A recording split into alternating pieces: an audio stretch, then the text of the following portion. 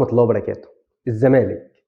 الزمالك طول عمرها منطقة معروفة بإنها من أرقى الأماكن اللي في مصر، لكن يا ترى كنت تعرف إنها قبل سنة 1900 عبارة عن بيوت مبنية من البوص وعشش، ومنطقة أصلا غير آدمية إن حد يعيش فيها؟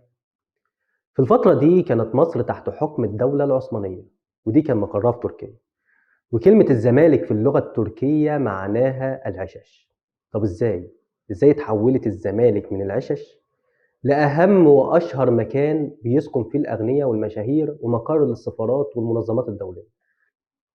بداية القصة من عهد الخديوي إسماعيل، لما جه واحد صعيدي من قنا للقاهرة اسمه عبد النعيم محمدين، وباع اللي وراه واللي قدامه، وبقى معاه جنيه ونص، بقى معاه جنيه ونص بحالهم، وده كان مبلغ كبير وقتها، وكان عاوز يعمل بيهم مشروع، بس الحاجة الوحيدة اللي بيفهم فيها هي الزراعة، فقعد يدور على أرض يشتريها ويبدأ يزرعها. بس الموضوع ده كان صعب جدا، لأن معظم الأراضي مملوكة للبشوات والأمراء، فالناس قالت له على منطقة العشش، وكانت وقتها منطقة مهجورة ومحدش عاوز يسكنها عشان مليانة تعابين وعقارب، والمتر فيها كان بقرشين ونص.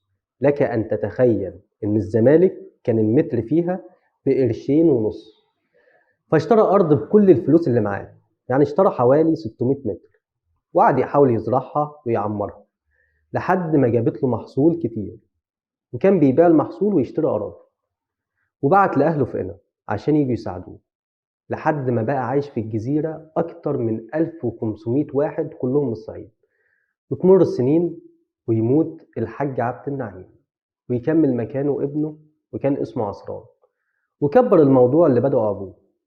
بس الوضع ما استمرش على كده لحد اما الملك فؤاد حكم مصر. طبعا الزمالك كانت خلاص بقت كأنها جنة خضراء، فكان أي حد يتمنى يعيش في الزمالك.